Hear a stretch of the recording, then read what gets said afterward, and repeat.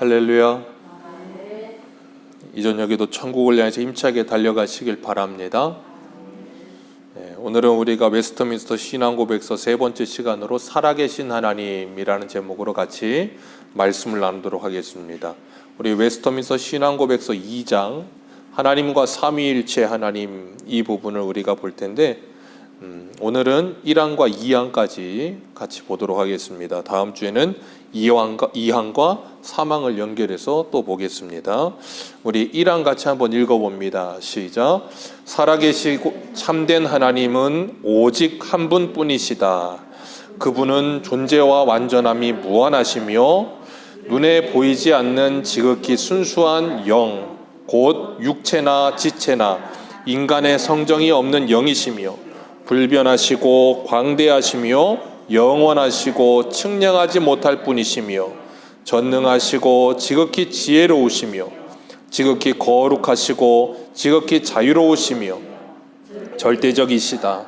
그분은 지극히 의롭고 변하지 않는 뜻에 따라 자기의 영광을 위해 만사를 섭리하시며 사랑이 풍성하시고 은혜로우시며 자비로우시고 오래 참으시며 인자와 진실이 많으시고 불의와 허물과 죄를 용서하시며 자기를 부지런히 찾는 자들에게 상 주신다.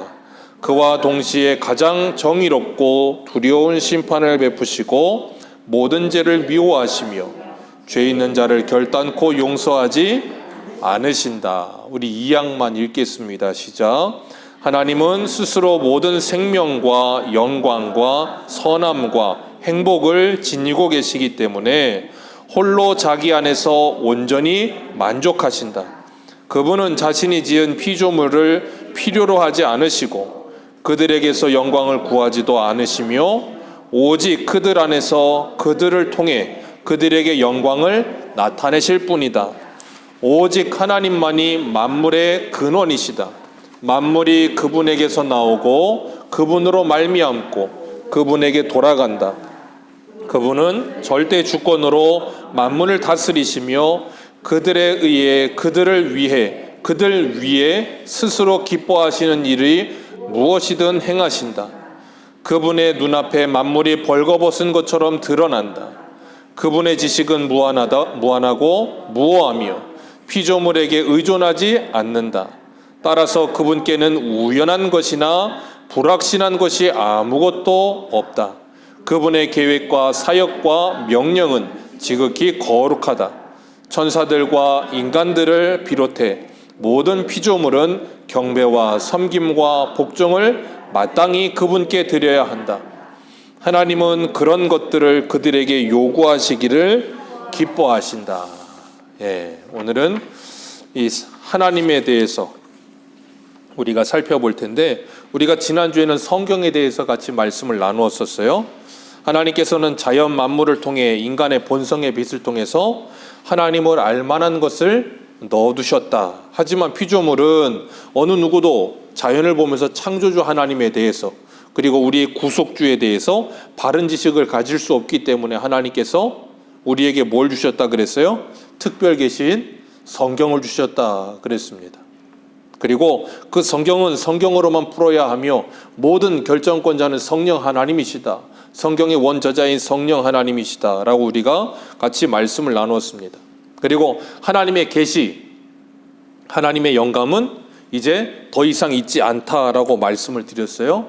하나님의 성령의 조명하심은 지금도 있지만 성령의 영감은 없어요. 영감이란 뭐냐면 우리 제자들 그리고 성경을 기록한 40여 명의 사람들이 성령의 영감을 받아서 성경을 기록했거든요. 더 이상 그 영감을 받아 성경을 기록하는 자는 없다 그 말이에요. 그러니까 이 예언의 말씀을 더하는 자 덜하는 자 계시록 22장 말씀과 갈라디아서 1장 말씀을 가지고 저주를 받을지어다. 그 책에서 제하해질 것이다. 그렇게 무섭게 하나님께서 말씀하셨어요. 더 이상 하나님의 성령의 영감은 있어요 없어요? 없습니다. 더 이상 자꾸 하나님의 말씀을 계시로 받으면 안 되는 겁니다. 완성됐어요. 이 완성된 하나님의 계시의 말씀을 성령께서 조명하여 주셔서 깨닫게 하시는 역사만 있을 뿐이에요. 우리가 그것을 꼭 기억하실 수 있길 바랍니다. 왜냐하면 오늘날은 자꾸 신사도 운동하고 뭐 자꾸 이상한 거 하는 사람들이 자꾸 나타나요. 제가 그래서 그랬죠. 우리의 신앙의 유일한 기준 뭐라고요? 성경. 신구약 성경. 우리 웨스터민스터 신앙고백서 2장은 하나님에 대해서 이야기하고 있는데 1항부터 3항까지 짧습니다. 1항까지 3항까지 짧은데 1항, 2항은 하나님에 대해서, 그리고 3항은 삼위일체 하나님에 대해서 이야기하고 있어요. 1항과 2항은 성경에 나오는 하나님의 속성에 대해서 이야기하는 겁니다. 하나님은 영이시기 때문에 우리는 누구도 하나님을 볼 수가 없습니다. 그렇기 때문에 우리는 무엇을 통해서 하나님을 알 수 있다 그랬어요? 성경을 통해서. 성경을 통하지 않고는 하나님을 바로 알 수 있어요, 없어요? 바로 알 수가 없어요. 이스라엘 백성들의 이 어리석음이 그거였어요. 하나님의 말씀을 통하여 하나님을 올바르게 알아야 되는데 하나님을 알지 않는 거예요. 그래서 호세아 4장에는 뭐라 그랬어요? 내 백성이 하나님을 아는 그 지식이 없음으로 망하는도다. 호세아 6장에 그래서 뭐라 그래요? 우리가 여호와를 알자, 힘써 여호와를 알자. 하나님이 무엇을 요구하시고 무엇을 좋아하시는지를 분명히 좀 알자. 뭘 통해서요? 성경을 통해서. 성경을 통해서 하나님을 알지 못하면 자꾸 내가 만들어 놓은 하나님을 섬기려고 할 때가 너무나 많아. 그리고 내가 만들어 놓은 하나님을 내가 기쁘게 하기 위한 신앙생활을 할 때가 많아요. 그걸 우상숭배라고 하는데 그걸 자꾸 몰라요, 사람들이. 이 하나님의 속성에 대해서 크게 4가지로 이야기를 하고 계시는데, 하나님은 오직 한 분뿐이시다. 그리고 하나님은 살아계시며 지극히 순수한 영이시고 하나님은 완전한 속성을 소유하시는 분이다. 이렇게 4가지 하나님의 큰 속성에 대해서 이야기하고 있거든요. 하나님의 속성에는 2가지가 있어요. 공유적 속성과 비공유적 속성. 그러니까 우리가 흔히 하나님의 어떠하심, 왜 하나님은 영이시니까 모르잖아요. 눈에 보이지 않아요. 우리가 사람은 눈에 보인단 말이에요. 그런데 사람이 눈에 보여도 그 사람의 외형적인 것만 보지 우리가 그 사람을 다 알 수는 없어요. 그죠? 그 사람은 어떻게 알아요? 함께 살아봐야 압니다. 살아보지 않으면 잘 몰라요. 근데 함께 살아도 모를 때가 많아요. 그렇기 때문에 우리는 하나님에 대해서 알려면 하나님이 계시하여 주신 성경을 통해서만 하나님을 아는 거예요. 하나님이 계시하신 만큼만 알아요. 그러니까 우리가 이 성경 66권을 통해서 성경에 계신 하나님을 다 안다고 해도 우리는 하나님을 온전히 알까요? 모를까요? 온전히 몰라요. 왜요? 무한하신 하나님을 피조물인 인간인 유한인 인간이 온전히 알 수는 없어요. 하나님이 계시하여 주신 만큼만 아는 거예요. 그래서 여기 보면 하나님의 비공유적인 속성에 대해서 이야기하고 계시는데, 하나님께서 뭘 말씀하고 계시는가 하면 하나님은 유일하신 하나님이시다, 그렇게 이야기하고 있어요. 여기 보면 우리 첫 번째 1항 한번 읽어볼까요? 같이 읽습니다. 시작. 살아계시는 참된 하나님은 오직 한 분뿐이시다. 여기 보면 오직 한 분이라는 표현은 유일한 하나님이다, 유일하신 분이다, 그런 표현이에요. 하나님은 한 분이다, 그렇게 이야기하면 어떤 표현이 될 수 있냐면 일신론을 주장하는 사람들의 말하고 똑같아질 수가 있어요. 일신론이 뭐냐면 유대교들, 이슬람들, 그 사람들도 알라를 하나님이라고 말을 해요. 그러니까 알라, 그리고 유대인들이 말하는 그 하나님 한 분이다. 그런데 우리는 하나님이 유일하신 하나님이다라고 믿어요. 그게 무엇이 다르냐? 우리는 삼위일체 하나님을 믿어요. 성자 하나님 예수님도 하나님이십니다. 성령 하나님도 하나님이십니다. 그런데 유대인들은 성자 하나님과 성령 하나님을 인정하지 않아요. 오직 한 분, 성부 하나님만이 하나님이다, 그렇게 생각하는 거예요. 쉬운 말로 말하면. 그걸 다니엘신론이라고 하는데, 그러니까 이 이슬람도 하나님을 그렇게 생각하는 거예요. 그리고 오늘날 예수님을 믿는다고 말하는 사람들 중에도 그런 사람들이 있어요. 특히 이단 중에 우리 고개 넘어가면 있는 하늘도시에 가다 보면 있는 왼쪽에 왕국회관을 만들어 놓으신 분들, 그분들은 예수님을 하나님이라고 믿지 않아요. 예수님은 그냥 피조물 중에 뛰어나신 분이다, 그렇게 그 정도로 생각하는 거예요. 그래서 이단인 거예요. 하나님은 유일하신 하나님이다. 그럴 때 삼위일체 하나님, 한 하나님 안에 삼위로 계시는 1위, 2위, 3위이신 하나님을 우리는 믿는 거예요. 그래서 예수님이 아버지와 나는 하나다라는 그 표현 속에 유대인들이 어떻게 해요? 신성모독이다 그러면서 이를 갈며 예수님을 죽이려고 들잖아요. 왜? 어떻게 네가 하나님과 같으냐? 네가 하나님이냐? 그러는 거예요. 하나님은 한 분인데 어떻게 네가 하나님이냐? 그렇게 되는 거예요. 그런데 요한복음에 보면 도마가 뭐라 그래요? 예수 그리스도를 하나님이라고 고백하잖아요. 나의 주시오. 그렇게 고백하잖아요. 유대인은 그거 할 수가 없는 거예요. 왜? 하나님은 한 분인데 어떻게 예수님도 하나님이라고 그럴 수 있겠어요? 성령으로 말미암아 그런 고백이 가능한 겁니다. 그렇기 때문에 우리가 유일한 하나님을 믿는다 할 때 그 유일하신 하나님은 다른 신이 없다 그 말이에요. 그래서 사도 바울도 고린도전서에 보면 우상에게 바쳐진 제물에 대해서 이야기하면서 신은 오직 하나님 한 분에 없는 걸 우리가 안다. 그 지식이 있기 때문에 우상에게 제사 드렸다고 해서 그거 음식 아무 문제 없는 거 안다. 그런데 그걸 문제시하고 아직 믿음이 언약해서 그게 잘못된 것이라고 생각하는 사람을 위해서 뭐 하지 말라 그랬어요? 먹지 말아라 그랬잖아요. 그게 뭐예요? 모든 것이 가하나 모든 것이 덕을 세우는 것이 아니요 모든 것이 가하나 모든 것이 유익한 것이 아니니, 그런 말씀을 하고 계시는 거예요. 그렇기 때문에 하나님께서는 유일하신 하나님 되시며 우리는 그 유일하신 하나님을 믿어요. 그래서 신명기 6장 4절에도 보면 이스라엘아 들으라 우리 하나님 여호와는 오직 유일한 여호와시니 라고 말씀하세요. 그리고 마가복음 12장 29절도 첫째는 이것이니 이스라엘아 들으라 주 곧 우리 하나님은 유일한 주시니라. 유일한이라는 표현을 성경에서 계속 쓰고 계세요. 이 외에도 유일한 하나님에 대해서 성경에서 너무나도 많이 말씀하고 계세요. 그리고 그 하나님은 유일하시며 무한하시고 또한 그 하나님은 순수한 영을 가지고 계신다. 그렇게 세 번째 줄에 써 있죠. 요한복음 4장 24절을 근거해서 제가 성경 구절을 다 써드렸어요. 일일이. 이것 말고도 더 많은데 더 많이 쓰면 이게 몇 장이 나올지 몰라요. 그래서 이 몇 군데만 이제 추려서 써드린 건데 한번 성경을 읽어보시라고 써놓은 거예요. 웨스터민스터 신앙고백서가 그냥 만들어진 게 아니라 성경에 있는 내용을 가지고 그대로 썰어 옮겨놓은 거예요.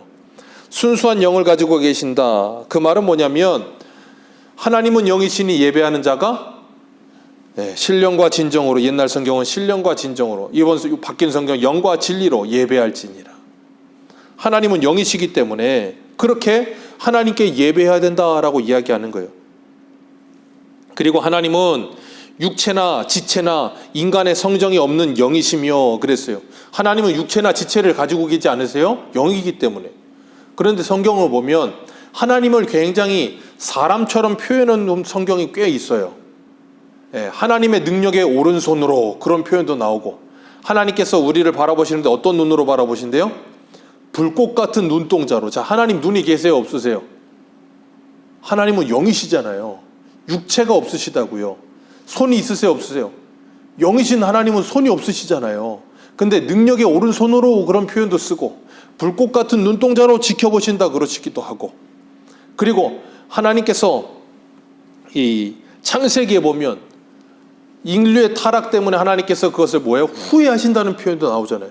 근데 로마서에는 또 뭐라 그래요? 하나님의 부르심에는 후회하심이 없나니, 그런 표현도 나와요. 그러면 그런 표현들은 왜 그렇게 기록되어 있는가? 질투하시는 하나님, 분노하시는 하나님, 그런 것들이 쭉 성경에 많이 기록되어 있거든요. 왜 그러냐면 제한적인 사람에게 하나님을 가르쳐 주시기 위해서 하나님께서 사람의 언어로 사람이 이해할 수 있게 기록해 놓으신 거예요. 그걸 신인 동형론적, 이렇게 신인 동형론적 표현이라는 말을 써요. 하나님을 사람의 비유해서 설명해 주셨다 그 말이에요. 그러니까 우리가 그런 표현을 보면서 하나님은 왜 이렇게 하실까? 그런 게 아니에요. 하나님은 완전하신 하나님이시기 때문에 하나님이 하는 모든 일은 뭐 하냐면, 여기 그 다음 보세요. 불변하시며, 한번 거기부터 읽어볼까요? 시작. 불변하시며 광대하시며 영원하시며 측량하지 못할 분이시며 전능하시며 지극히 지혜로우시며 지극히 거룩하시며 지극히 자유로우시며 절대적이시다. 그 지극히 의롭고 변하지 않는 뜻을 따라 자기의 영광을 위해 만사를 섭리하시고 사랑이 풍성하시고 은혜로우시며 자비로우시며 오래 참으시며 인자와 진실이 많으시고 불의와 허물과 죄를 용서하시며 자기를 부지런히 찾는 자들에게 상 주시며 그와 동시에 가장 정의롭고 두려운 심판을 베푸시고 모든 죄를 미워하시되 죄 있는 자를 결단코 용서하지. 이게 하나님이 이런 분이시다라고 우리에게 가르치고 있는 거예요. 뭐가요? 성경이. 그러니까 우리는 내가 알고 있는 하나님을 자꾸 이렇게 그려놓고 상상 속의 하나님을 이렇게 그려놓고 자꾸 믿으면 안 된단 말이에요. 우리는 자꾸 하나님은 사랑의 하나님, 거기에만 초점이 포커스가 맞춰지다 보니까 공의롭고 정의로우시며 죄에 대하여 철저하게 심판하시는 무서운 하나님에 대해서는 자꾸 생각을 안 하려고 해요.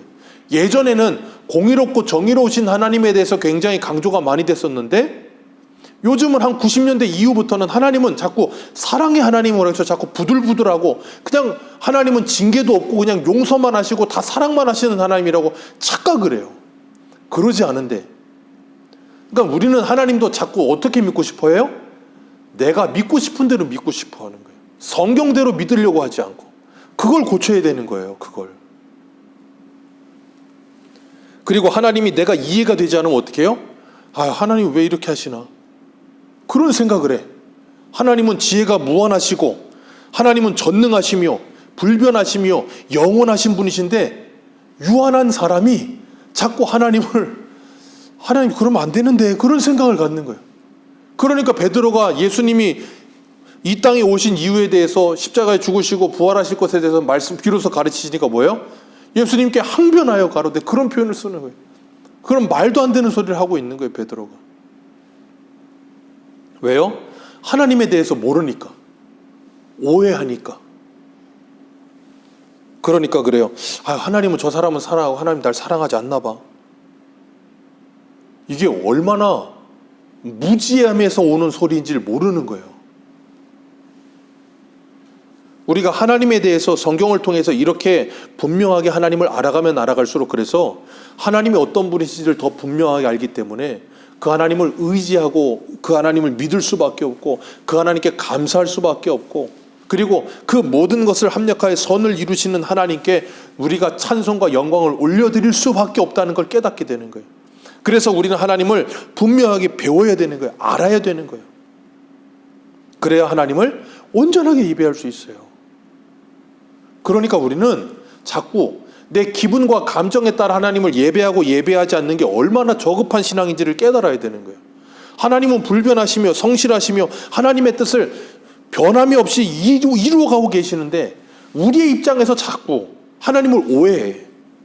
하나님은 하나님의 뜻을 자꾸 이루고 계시는데 내 입장에서만, 내 생각에서만 이 제한적이고 유한하고 정말 보잘것없는 이 생각으로만 하나님을 생각하니까, 왜 하나님은 이렇게 하지 않으시는가? 조금 지나서 하나님이 내 배후에서, 그러니까 쉽게 말하면 하나님은 나를 위해서 어떤 일을, A라고 하는 일을 행하시기 위해서 왼쪽에서 일하고 계신데 나는 이걸 못 봐. 내 생각에는 오른쪽만 보이는 거예요. 그러니까 이미 여기서 일하고 계셔서 그걸 이루고 계시는데 나는 하나님은 나를 위해 일하시지 않는 것처럼 생각이 드는 거예요. 그러다 나중 가서 시간이 지나서 보면 하나님이 그 일을 이루시고 계시는 거예요. 내가 깨닫지도 못하는 사람을 통해서 그걸 이루시기도 하고, 내가 원하지도 않았는데 그런 상황이 벌어지게 하셔서 그것이 이루어지기도 하시고. 그러니까 하나님은, 우리의 생각은 2D의 생각을 가지고 계신데 하나님은 3D를 넘어 4D, 상하, 좌우 모든 것을 통하여서 일하고 계시는 거예요. 그러니까 우리는 그런 하나님을 자꾸 제한해서는 안 되는 거예요. 그래서 하나님은 하나님에 대해서, 하나님은 영이시기 때문에 어떠한 형상도 만들지 말아라 라고 말씀하시는 거예요. 우리가 하나님을 만나본 적이 없잖아요. 눈으로 보지 않았잖아요. 근데 왜 하나님을 형상으로 자꾸 만들어내냐는 거예요. 그 형상은 어디서 나오는 거예요? 자, 하나님은 영이시기 때문에 보이지 않아요. 그런데 사람이 하나님을 형상으로 만들어내요. 그럼 어디에서 만들어진 하나님이에요? 사람의 머릿속에서 만들어진 하나님. 안 그렇습니까? 그러니까 그건 누가 만든 하나님이에요? 내가 만들어낸 하나님이란 말이에요. 그걸 뭐라 그러는 거예요? 우상이라고 말을 하는 거예요, 그걸. 그러니까 이스라엘 백성들이 출애굽해가지고 신의 산에 와서 아론에게 우리를 인도할 신을 만들라. 그리고 뭘 만들었어요? 금송아지 만들었잖아요. 그거 어디서 나온 건데요? 애굽에서 신이라고 생각하던, 애굽에서 신이라고 바라고 자기들이 눈으로 봤던 거, 그걸 가져다가 형상화해서 만들어 놓고 이걸 하나님이라고 말하고 있는 거예요. 그게 우상이라고요. 그런데 우리는 자꾸 내가 이미지화해서 내가 만들어낸 하나님을 자꾸 떠올리는 거예요. 그래서 관상기도라고 하는 게 위험한 거예요. 뭐 요즘 그게 천주교에서 나온 거고 그게 힌두이즘에서 나오기 발현돼서 천주교에서 이렇게 짬뽕돼 갖고 나온 건데 자꾸 요즘 우리나라에서도 무슨 좀 큰 교회 아니면 어떤 좀 그런 분들이 자꾸 뭐 관상기도 그러는데 그런 거 절대 하시면 안 돼요. 관상기도 절대 하시면 안 됩니다. 네, 그런 거 정말 잘못된 비성경적인 거예요. 그 뭐 하는 거예요? 뭔가 내가 하나 이미지를 떠올리는 거예요, 자꾸. 자, 하나님을 우리가 볼 수 있다고 없다고요? 없어요. 근데 내가 이미지화하는 거예요. 그래놓고 내가 하나님 봤다니까 그게 뭐와 똑같은 거냐면 옛날 아이들 매지가이 하는 거랑 똑같은 거예요. 그냥 무슨 바코드 같은 거 생긴 거 이렇게 QR코드 같이 생긴 거 계속 쳐다보고 있으면 튀어나오고 그럼 난 예수님 봤다 그러고 그럼 말도 안 되는 소리 하는 거고 똑같은 거라고요. 우리는 절대 그런 기도하지 않아요. 이 하나님의 어떠하심을 우리가 알고 하나님의 말씀을 붙들고 내 현실 속의 상황 속에 있는 그것을 가지고 하나님께 기도하면서 뭐예요? 하나님의 뜻이 뭔지를 묻는 게 기도예요. 기도라고 하는 건 그래서 그냥 생각 없이 그냥 막 말하는 게 아니고 하나님과 나와의 대화예요. 대화. 하나님의 말씀을 붙들고 내 현실과 상황 속에서 하나님이 왜 이것을 주셨을까를 생각하며 기도하는 거예요. 요즘 그리고 또 하나가 뭐가 있냐면 이 대형교회를 중심으로 자꾸 십자가 여기다 걸어놓고 여기다 M자 이렇게 걸어놓는 거 있던데 그런 것도 절대 하면 안 되는 거예요. 그 자꾸 M자 걸어놓고 어떤 사람들은 좀 강경파 사람들은 그거 마리아 십자가라고 그거 하면 안 돼 우상 숭배라고 막 그러고 한쪽에서는 그냥 인테리어고 그냥 뭐예요 그거 이거 소모품으로 멋있게 하기 위해서 그냥 인테리어 한 거지 그런 의미 아니라고 그런 의미 아니라고 하고 오해받을 것 같으면 안 하면 되지 그걸 굳이 왜 계속 합니까? 근데 또 큰 교회에서 하니까 다 따라 하더라고요 요즘 또 그런 거 하면 안 되는데 자꾸 그런 걸 해요. 우리나라는 특이하게 큰 교회 가면 다 진리인 줄 알아요. 이상한 병이 있어. 큰 교회 가면 다 따라 하려고 그래. 그 참 안 좋은 건데. 아무튼 간에 우리가 다 다른 데로 가면 안 되고 하나님이 우리들에게 하나님의 형상을 닮았다 할 때 그 형상을 닮은 건 하나님의 속성을 닮았다는 거예요. 이 하나님의 속성을 닮았다는 것은 하나님의 사랑을 닮았고 하나님의 선하심을 닮았고 하나님의 공의로움을 닮았고 하나님의 사랑을 닮은 거 하나님의 거룩함을 닮은 거 그게 사람이 하나님의 형상을 희미하게 닮은 거예요. 그리고 비공유적인 속성이라고 하는 건 무한하심과 광대하심과 영원하심과 전능하심과 전지하심과 불변하심과 이런 것들은 하나님만이 가지고 계시는 거. 그래서 우리가 이런 하나님을 말씀을 통해서 이해하면서 뭐 하는가 하면 하나님의 무한하심을 기억하는 거예요. 그래서 하나님이 편재하시다는 거, 어디에든지 계시다는 거, 내 가정에도 하나님이 계시고 직장에도 하나님이 계시고 내가 이웃들과 관계 속에 있을 때도 하나님이 거기 계시고 내가 뭘 하든지 하나님이 거기 계시다는 걸 믿는 거, 그게 신앙이에요. 그렇게 하나님이 거기 계신다는 걸 믿는 사람들은 어떻겠어요? 그 신앙이 분명히 달라져요.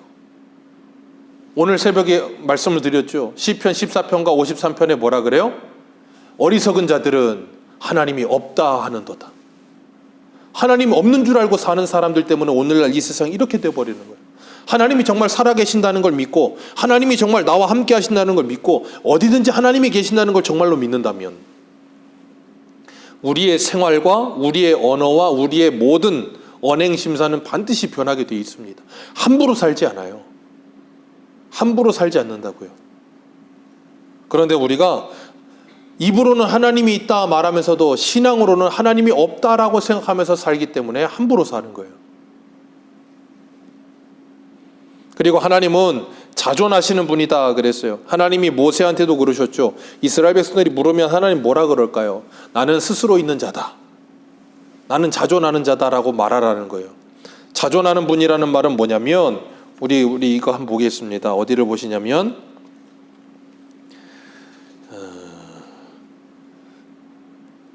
하나, 둘, 셋, 넷, 다섯, 7번째 줄. 그분은 지극히 의롭고 변하지 않는 뜻을 따라 거기 찾으셨어요?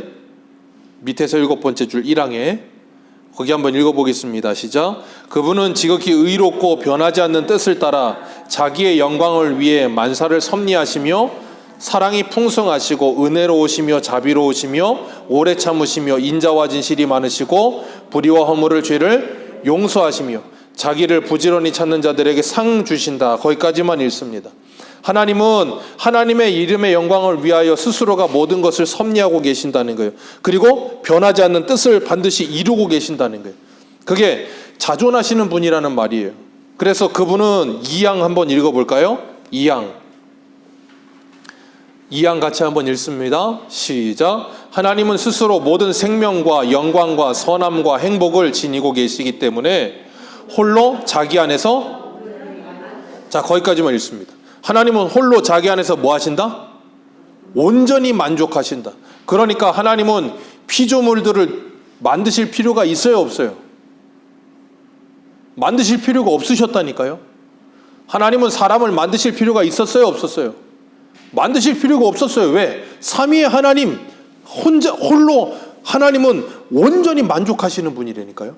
그럼에도 불구하고 하나님께서 이 피조 세계를 만드시고 사람을 창조하셨어요. 그리고 뭐 하셨어요? 우리 오직 그들에게 뭘 구하지 않으시고 영광도 구하지 않으시고. 왜? 하나님의 영광은 스스로 완전히 만족하십니다. 그렇기 때문에 우리가 하나님께 영광을 더할 수 있고 덜할 수 있는 게 아니에요. 하나님은 변함이 없으시기 때문에 하나님이 더 좋아질 수도 있고 나빠질 수도 있고 그런 분도 아니에요. 그리고 있습니다. 오직 그들 안에서, 거기 있습니다. 시작. 오직 그들 안에서 그들을 통해 그들에게 영광을, 하나님이 완전하신 영광을 그냥 나타내실 분이에요. 피조물들을 통해서. 그러니까 그게 뭘 더하거나 덜할 수 있는 그런 분이 아니란 말이에요. 하나님이. 그게 자존하시는 하나님이다, 그런 말이에요. 그러면 하나님은 왜 이 성경을 통해서 하나님을 알리시고 왜 하나님의 말씀대로 우리에게 살라고 하실까? 우리가 오늘 새벽에도 노아에게 하나님께서 방주를 만들라고 하셨어요? 그죠? 방주를 만들라고 하셨고 노아는 그 하나님의 모든 말씀대로 다 준행하였더라 그랬어요. 그 하나님의 말씀대로 다 준행한 이유가 뭐였어요? 하나님이 노아에게 방주를 만들라고 한 이유가 뭐였어요? 누구를 위하여? 노아, 너를 위하여. 방주를 노아를 위해 만들게 하셨어요. 우리 한 군데만 읽겠습니다. 신명기 10장을 한번 보세요. 신명기 10장 12절.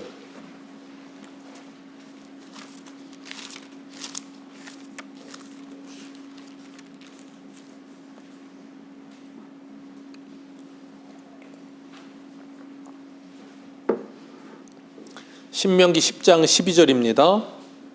12절과 13절 우리 두 절 같이 읽겠습니다. 시작. 이스라엘아, 내 하나님 여호와께서 내게 요구하시는 것이 무엇이냐? 곧 내 하나님 여호와를 경외하여 그 모든 도를 행하고 그를 사랑하며 내 마음을 다하고 뜻을 다하여 내 하나님 여호와를 섬기고 내가 오늘 내 행복을 위하여 내 계명하는 여호와의 명령과 규례를. 자, 하나님이 이스라엘에게 요구하시는 게 뭐래요?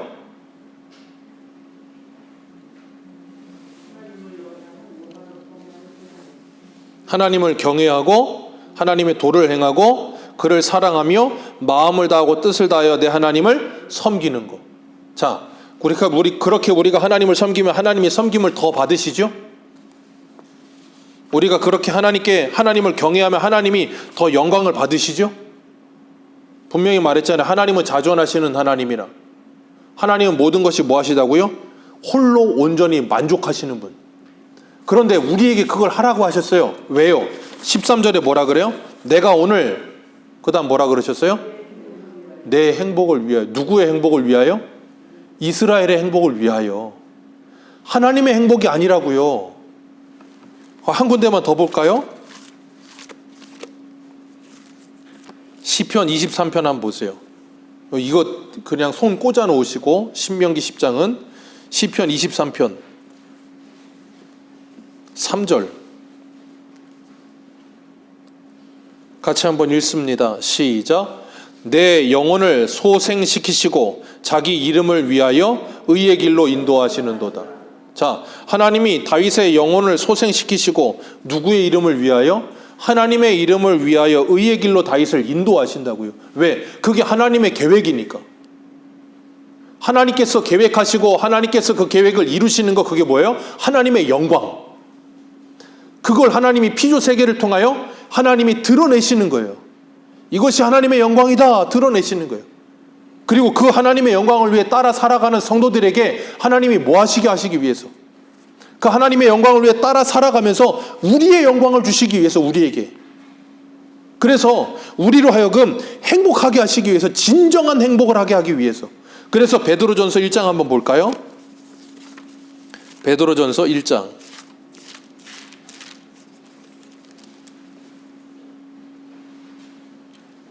7절 같이 읽습니다. 베드로전서 1장 7절입니다. 같이 읽습니다. 시작. 너희 믿음의 확실함은 불로 연단하여도 없어질 금보다 더 귀하여 예수 그리스도께서 나타나실 때에 칭찬과 영광과 존귀를, 하나님이 우리에게 이걸 주시려고 뭐 하시는 거예요? 믿음으로 살아라 라고 말씀하고 계신다고요. 하나님이 우리를 행복하게, 진정한 행복을 위해 하나님의 말씀을 따라 살아라 라고 말씀하고 계신다고요. 왜? 하나님의 말씀대로 살지 않으면, 죄를 지으면서 살면 인간이 어디를 살아요? 지옥을 살 수밖에 없기 때문에. 우리를 사랑하셔서 우리를 위하여, 우리의 행복을 위하여, 우리의 성공을 위하여 하나님이 우리에게 이 모든 것을 주시고 이걸 살아라라고 말씀하시지 하나님을 위하여서가 아니에요. 근데 우리는 자꾸 착각하는 거예요. 내가 하나님을 위해서 뭔가를 더 할 수 있고 내가 하나님을 위해서 뭔가를 하고 있다고 착각하는 거예요. 제가 그래서 늘 말씀드리죠. 우리가 하나님의 일을 무엇인가를 할 때도 그 일 자체보다 먼저 하나님은 그 일을 통해 나를 만드신다 그랬잖아요. 나를 하나님의 사람으로 다듬어 가시는 게 하나님의 우선적인 목적이다 그랬잖아요. 그걸 깨닫는 게 신앙의 성숙이라고 하는 거예요. 마치 하나님의 이 놀라우신 구원 계획을 깨닫지 못하면 어떻게 되는가 하면, 하나님을 오해하면 사춘기 아이들처럼 돼버리는 거예요. 애들 뭐 이렇게 사달라고 뭘 이렇게 공갈을 칠 때가 있어요. 그러면서 부모가 안 사준다 그러면 뭐라 그래요? 나 밥 안 먹어. 밥 안 먹는 게 무슨 벼슬이에요? 밥 안 먹으면 누구 손해예요? 아니 지가 손해지 제가 손해냐고요. 부모가 손해날 거 아무것도 없어요. 부모는 밥 잘 먹습니다. 밥 안 먹으면 자기가 배고픈 거예요. 또 하나, 좀 더 크면 애들이 뭘 가지고 공갈을 하냐면 나 공부 안 해. 되게 웃긴 거예요. 그게 가만히 생각해 보세요. 공부 안 하면 누구 손해예요? 지 손해지 부모 손해냐고요. 근데 지들은 밥 먹고 공부하는 게 꼭 누구를 위하는 것처럼 생각을 해요. 꼭 부모를 위하는 것처럼 벼슬처럼 생각을 해. 그게 아닌데. 그러니까 우리가 신앙생활도 그렇게 어처구니 없는 철없는 애들처럼 신앙생활을 할 때가 있다니까요. 하나님 나 이거 안 해주면 나 이거 안 해요. 아니 그게 아니라니까요. 근데 우리는 어처구니 없이 무슨 사춘기보다도 못한 초등학생 애들처럼 그렇게 하나님하고 무슨 신앙생활을 하려고 그래요. 하나님이 우리를 위해서, 우리를 행복하라고, 우리의 영광을 위해서, 하나님은 우리 칭찬해 주시고 상 주시기 위해서 이런 일들을 하라고, 우리 성공하라고 이런 일을 주시는 건데, 우리는 이거 해주면 하나님 뭐 해줄 건데요? 그건 마치 뭐와 같은 거냐면, 엄마 나 이번 시험 100점 맞으면 뭐 사줄 거야? 그거랑 똑같은 거예요. 이게 얼마나 어이없는 일이냐고요. 그러니까 우리가 하나님이 어떤 분인지 알고 내가 어떤 존재인지 알고 이 하나님이 성경을 통해 내게 뭐라고 말씀하고 계신지를 알면 우리가 그런 어처구니 없고 얼토당토 없는 기도와 그런 말도 안 되는 신앙생활을 할 수가 없는 거예요. 그걸 하는 게 얼마나 부끄러운 건지를 조금 잘하면 알게 되는 거예요. 애들도 그래서 좀 잘하고 나면 알잖아요. 그리고 나면 후회하잖아요. 아유 내가 엄마 말 듣고 그냥 공부 좀 할 걸 그때. 언제 알아요? 직장 생활하면서 봉급이 적은 거 알면 알아요. 그때 가면 또 이제 야간 대학 다니겠다고 또 그냥 죽어라고. 그러니까 우리가 신앙이 그런 거. 그래서 하나님이 하나님 이거 안 해주면 나 밥 안 먹어요. 그러면 하나님이 혼내지 않고 그냥 기다리시는 거예요. 그냥 저 같으면 그냥 혼낼 텐데 하나님 혼내지 않고 기다리세요. 오래 참으시면서. 언제까지? 깨달을 때까지. 그러니까 깨닫고 나면 에스겔의 말씀처럼 부끄러워서 아무 말을 할 수 없게 되는 거예요. 그 다음부터는. 그걸 신앙의 성숙이라고 하는 거예요. 그걸 신앙의 성숙. 그때까지 하나님이 기다리신다니까요. 가르치시면서. 이걸 하라고 하는 게 무엇 때문인지 아느냐? 너희들 행복하라고. 너희들을 위해서. 그걸 모르면 노아가 방주 지으면서 뭐라 그럴까요? 하나님 내가 왜 져야 돼요? 힘들어 죽겠네. 불평 안 하겠어요? 근데 하나님을 믿으니까. 그렇기 때문에 우리가 이 땅에서도 피조물인 사람과 사람 사이에 부모 자식 간의 수준의 차이도 그렇게 많이 나는데 피조물인 우리와 창조주인 하나님과의 차이의 수준의 차이가 얼마나 나겠느냐는 거예요. 근데 우리가 하나님을 다 안다고요?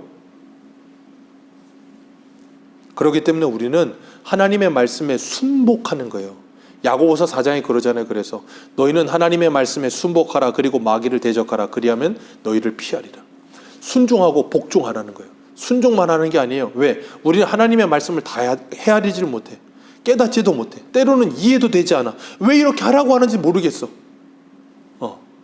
못 알아먹을 때도 뭐 해야 돼요? 복종하는 거예요. 왜? 하나님은 선하시기 때문에. 하나님은 지혜가 무궁하시기 때문에.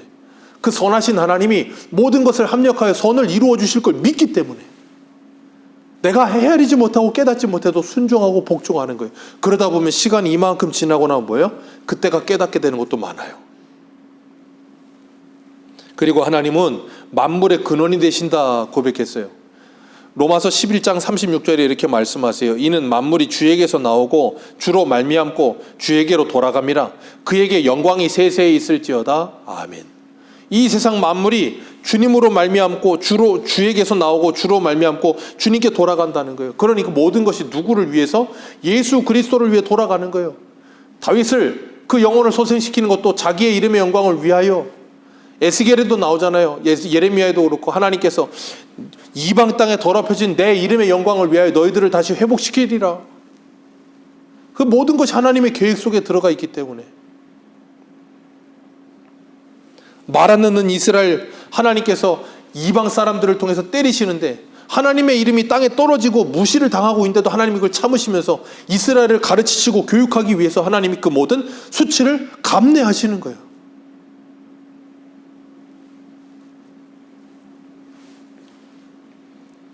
그리고 하나님의 모든 주권 속에 들어있다는 걸 정말로 깨닫게 될 때 우리는 그 하나님이 주시는 평강이 우리의 마음에 임하게 되는 거예요. 왜? 이 모든 것이 하나님의 뜻 가운데 있다는 걸 믿으니까. 어떠한 상황과 환경이 온다 할지라도 그 상황이 나와 내 뜻과 맞든 내 뜻과 맞지 않든 분명히 내 뜻은 이루어지지 않아도 하나님의 뜻은 지금 이루어지고 있다. 그걸 믿는 거예요. 그렇기 때문에 뭐예요? 평안해지는 거예요, 마음이. 우리는 내 뜻이, 내 계획이 안 이루어지면 불안하잖아요. 자꾸 어떻게 될까 막 무섭잖아요. 아니요. 그때에도 누구의 뜻은요? 하나님의 뜻과 하나님의 계획은 이루어지고 있어요. 그걸 믿기 때문에 우리는 안전한 거예요. 그걸 믿기 때문에 우리는 평안한 거예요. 그러니까 그 하나님이 어떤 분인지를 우리가 분명히 알 때 우리에게 참된 평안이 찾아오는 거예요. 근심과 염려가 사라지고 하나님께 기도하게 되는 거예요. 그리고 하나님은 무한하시고 하나님은 변함이 없으시기 때문에 하나님의 계획하신 것은 반드시 이루어집니다. 그래서 이사야 14장 26절에 이렇게 말씀하세요. 이것이 온 세계를 향하여 정한 경영이며 이것이 열방을 향하여 편 손이라 하셨나니 만군의 여호와께서 경영하셨은즉 누가 능히 그것을 패하리요 그의 손으로 펴셨은즉 누가 능히 그것을 돌이키랴. 그렇게 말씀하셨어요. 하나님이 경영하신 것은 반드시 이루어진다.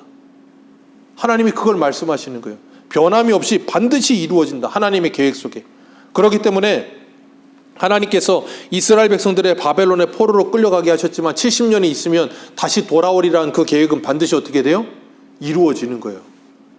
고레스를 사용해서라도 하나님이 그걸 이루시는 거예요. 그렇기 때문에 우리가 그 하나님을 더 신뢰할 수 있는 것이고 그 하나님을 신실하게 믿을 수 있는 거예요. 왜? 하나님은 변함이 없으시니까. 하나님이 우리를 구원하시겠다고 약속하셨으면 그 약속하신 하나님이 이루실 걸 믿고 뭐예요? 하나님을 따라가는 거예요. 그냥 무슨 구원파처럼 예수 믿으면 구원받았다, 됐다, 그러니 마음대로 살아도 된다. 절대 그런 거 없어요, 구원이란. 우리를 구원하신 하나님을 믿고 그 하나님을 의지하며 주님을 따라가는 거예요. 그러면서 그 주님의 거룩함을 향해 나아가는 거예요. 주님은 우리에게 요구하시는 게 뭔데요? 에베소에 말씀하시는 것처럼 예수 그리스도 그 아들을 아는 것과 믿는 것이 하나 되어 그 그리스도의 장성한 분량에 이르도록 자라가도록. 그렇게 자라가면 뭐 하는데요? 우리가 거룩해지고 우리가 성숙해지고 우리가 더 하나님의 수준에 올바르게 이렇게 맞아져 가면서 하나님의 그 영원한 은혜와 사랑과 그 평강을 누리게 되는 거예요. 그게 누구의 행복? 우리의 행복이요. 그걸 깨닫지 못하면 여기 있을 때는 그걸 누리지 못하다가 원망 불평이 많다가 점점점 알아가면 날아갈수록 풍성해지게 누리게 되는 거예요. 그러니까 그 믿음이 더 견고해지겠죠. 당연히. 그렇기 때문에 그런 하나님을 분명히 알면 우리는 절대 하나님의 계획은 변하지 않고 반드시 이루어진다는 걸 정말로 안다면 우리가 기도하면서 자꾸 하나님의 뜻을 변하게 만들 수 없다는 걸 깨닫게 돼요. 그런 책이 있어요. 하나님의 보좌를 움직이는 기도. 그런 책은 절대 정말로 하나님이 어떤 분이신지 알면 쓰질 못해요. 왜? 하나님은 절대 우리의 기도에 따라서 하나님의 뜻이 변하지 않습니다. 잘 기억하십시오. 우리가 아무리 지성으로 하나님께 기도를 하고 몇백 일을 금식하며 기도해도 하나님의 정하신 뜻은 변하지 않습니다. 이걸 분명히 아세요. 하나님이 변하신다면 그 하나님은 불변하시는 하나님이 아니에요. 변하는 하나님이지. 그런 하나님 믿으실 거예요?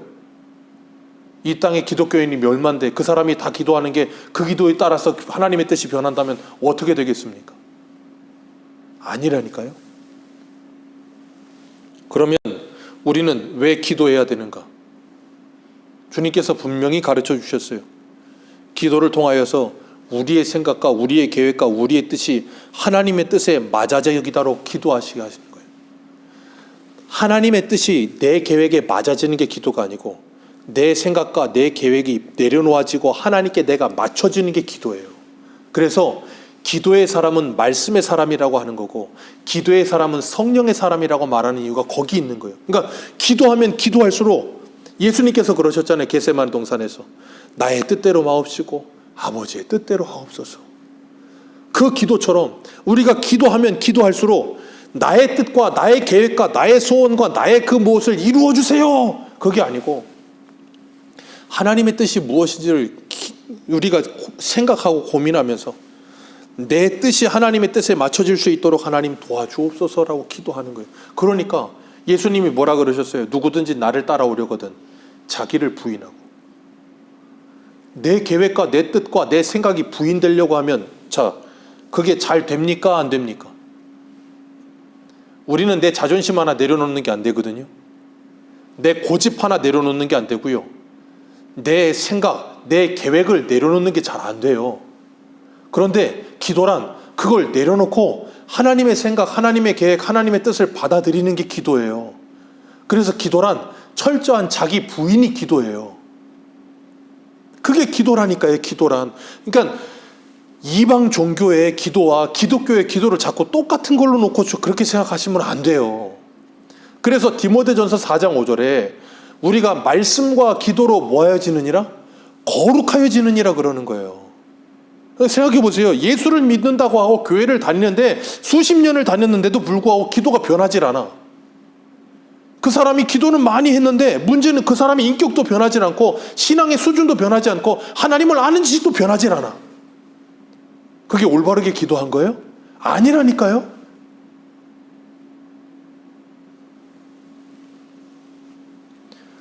우리가 하나님을 아는 지식이 올바라지면 내 신앙생활이 올바라지고요. 내 기도 생활도 올바라지는 거예요. 그냥 뭐 무당이 기도하는 거나 저 이단들이 기도하는 거나 막 그런 기도하고 제발 기독교의 기도하고 똑같은 동급으로 놓고 기도하시면 안 돼요. 그래서 예수님께서 기도를 가르쳐 주셨잖아요. 그걸 우리는 뭐라 그래요? 주기도문. 네, 주기도문. 주기도문이 우리의 기도에 가장 스탠다드한 기도라는 거 아시죠? 자, 주기도문 한번 외워볼까요? 하늘에 계신 우리 아버지요. 이름이 거룩히 여김을 받으시오며. 그 다음 뭐예요? 나라가 임하옵시며 뜻이 하늘에서 이루어진 것 같이 땅에서도. 자, 계속해서 뭐에 대해서 이야기해요? 하나님의 이름을 거룩히 올리게, 영광 올리게 해달라고. 하나님의 뜻이 하늘에서 이루어진 것처럼 땅에서도 이루어질 수 있도록 나를 사용해달라고. 하나님의 나라가 이 땅에 이루어질 수 있도록 나를 사용해달라고. 그런 거 기도하고 있잖아요. 그 다음에 뭐예요? 오늘날 우리에게 일용할 양식을 주옵시고, 나만을 위한 양식이 아니라 우리의 일용할 양식을 달라고 기도하고, 우리가 우리에게 죄 지은 자를 사하여 준 것 같이 우리의 죄를 사하여 주옵시고, 우리를 시험에 들게 하지 마옵시고, 다만 악에서 구하여 주옵소서. 대개 나라와 권세와 영광이 아버지께 있습니다. 이게 기도라니까요. 성도의 기도. 우리는 이거 기도하냐고요. 악에서 구해주시고, 죄에 빠지지 않게 구해주시고, 우리가 거룩하게 하나님의 나라와 하나님의 뜻을 이 땅에 이루며 살 수 있게 해달라고 기도하시느냐고요. 이게 예수님이 가르쳐준 기도라니까요. 근데 우리는 이런 기도는 안 하고 자꾸 뭐만 기도해요? 뭐 필요합니다. 뭐 주세요. 우리가 그런 거 기도하지 말라는 거 아니에요. 그런 것도 필요할 때 있어요. 근데 주님은 뭐라고 가르치셨어요? 마태복음 6장에 너희는 먼저 그의 나라와 그 의를 구하라. 그리하면 이 모든 것을 너희에게 더하시리라. 무엇을 먹을까, 무엇을 마실까, 무엇을 입을까 기도하지 마라. 이건 이방인들이 하는 거다. 하늘 아버지께서 너희에게 있어야 할 것을 다 아시느니라. 그러니까 우리가 하나님이 어떤 분인지를 모르니까 자꾸 어떻게 해요? 내 생각 속에, 이미지 속에 하나님을 자꾸 설득하고 뭘 해서 하나님이 날 도와주지 않으면 안 되는 거고. 맞아요. 하나님이 우리를 도와주셔야 돼요. 근데 우리의 생각대로, 우리의 계획대로는 아니란 말이에요.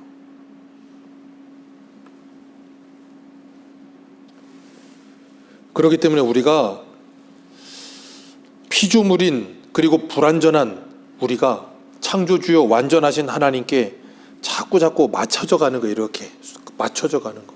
그걸 기도라고 하는 거예요. 그러려면 내 욕심과 내 욕망과 그것들이 자꾸 기도를 통해 내려놓아져야 되는 거예요. 그걸 성취하는 게 아니고 기도란. 그래서 기도를 통해 거룩해져 가야지. 기도를 통해서 욕심이 더 많아지고, 기도를 통해 세상 사람보다 더 막 강팍해지고, 그러면 안 된단 말이에요. 그러니까 말씀을 읽고 기도하는데도 불구하고 그 사람이 더 사랑이 충만해지고 하나님을 닮아가지 않는다면 그 사람은 잘못된 거예요. 지금 그 신앙생활을 고쳐야 되는 거예요. 근데 우리는 어떻게 해요? 내 머릿속에 있는 하나님, 내가 만들어 놓은 하나님, 내가 만들어 놓은 기도, 내가 만들어 놓은 신앙생활, 하나님의 말씀과는 아무런 상관이 없는, 그걸 뭐라 그런다고요? 우상숭배.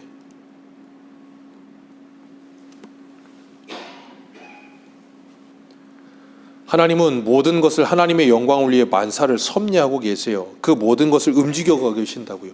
그래서 사람도 하나님의 뜻대로 움직여지면서 하나님의 영광을 위해 살아가야 되는 거예요. 그래서 우리가 이양으로 읽었던 말씀 속에 그분의 계획과 사역과 명령은 지극히 거룩하기 때문에 천사들과 인간들을 비롯한 모든 피조물은 경배와 섬김과 복종을 마땅히 그분께 드려야 하는 것이다. 그걸 정말로 안다면 그렇게 해야 되는 것이다라고 말하고 있는 거예요. 우리가 정말로 예수 그리스도의 십자가의 은혜를 기억하고 하나님의 구원의 계획을 기억한다면 다윗이 고백했던 것처럼 내가 무엇이 간데, 종이 집이 무엇이 간데, 사람이 무엇이 간데 하나님 이런 은혜를 주시나이까. 그 고백으로 하나님께 나아가는 거예요. 그렇기 때문에 우리가 하나님을 아는 지식이 풍성해지면 풍성해질수록 우리의 신앙생활은 변하는 거예요. 왜? 하나님을 알면 내가 분명하게 보여요. 하나님이 어떤 분이신지 분명하게 알되면 우리가 어떤 걸 기도해야 될지 알게 돼요. 그러니까 하나님을 알면 알수록, 말씀을 알면 알수록 내가 기도해야 될 것과 하지 말아야 될 것이 분별이 되기 시작해요. 아, 뭘 위해 기도해야 되는구나 하는 걸 알게 된다고요. 그러려면 뭐 해야 되냐면 이렇게 말씀을 통해서 하나님을 배우고 이 말씀을 찾아 읽어가면서 하나님이 어떤 분인지를 알고 하나님이 나에게 뭘 요구하고 계시는지. 왜? 우리는 내가 요구하는 건 마치 사춘기 애들과 같아서, 애들이 요구하는 건 뭐예요? 맨날 몸에 안 좋은 거. 나 이거 먹고 싶어요. 사탕 먹고 싶어요. 뭐 먹고 싶어요. 뭐 이런 것만 원해. 근데 하나님은 우리에게 진짜 좋은 걸 주시려는 거예요. 그게 안 맞는 거예요. 자꾸 그걸 맞춰가는 게 기도예요. 그걸 깨닫게 될 때 뭐예요? 뭐가 진짜 좋은 건지 알게 될 때 주님께서 요한복음 15장에 말하잖아요. 내 말이 너희 안에, 너희가 내 안에 거하면 하나님과 내가 그 마음이 통하기 시작하면 어떻게 해요? 성령으로 말미암아 성령께서 우리에게 조명하셔서 하나님을 알게 하시고 말씀을 깨닫게 하시고 하나님의 그 모든 놀라운 은혜를 깨닫게 하셔서 하나님이 왜 이 말씀을 주셨는지, 이걸 통해 우리를 행복하게 하시려고, 우리에게 영광과 존귀를 주시려고, 우리를 하나님의 아들 다 삼으시기 위해서 주셨다는 걸 깨닫게 되면 이게 얼마나 영광스러운 건 줄 알고 이 말씀에 따라 충성하는 거예요. 죽도록. 노아와 같이 죽도록 충성하는 거예요. 그게 하나님께 영광 돌리는 일이고, 왜? 하나님이 우리를 향한 하나님의 계획이 이루어지는 거니까. 그것은 곧 누구의 영광이 되고요? 나의 영광이 되는 거예요. 그러니까 진짜 나를 사랑하고 진짜 나를 위하는 방법은 뭐예요? 하나님의 말씀에 순종하는 거예요. 세상 사람들처럼 자기 생각대로 노는 게 아니고, 자기 생각대로 노는 사람들을 보세요. 그 끝이 얼마나 비참하고 더럽고 추한지. 그게 진짜 자기를 위하는 길입니까? 아니죠. 자기를 망가뜨리는 일이죠. 진짜 사람을 위하는 길, 진짜 행복을 찾아가는 길은 하나님의 말씀에 순종하는 거예요. 그 하나님을 알아가면서 우리가 그 하나님 앞에 살아계시고 한 분이시고 완전하시며 순수하신 그 하나님 앞에 우리가 오늘도 순종하며 그 하나님의 말씀을 따라 살아가면서 하나님께 영광 돌려드리고 한 참된 기쁨을 누리는 저와 여러분들 되시기를 주님의 이름으로 축복합니다. 기도하겠습니다.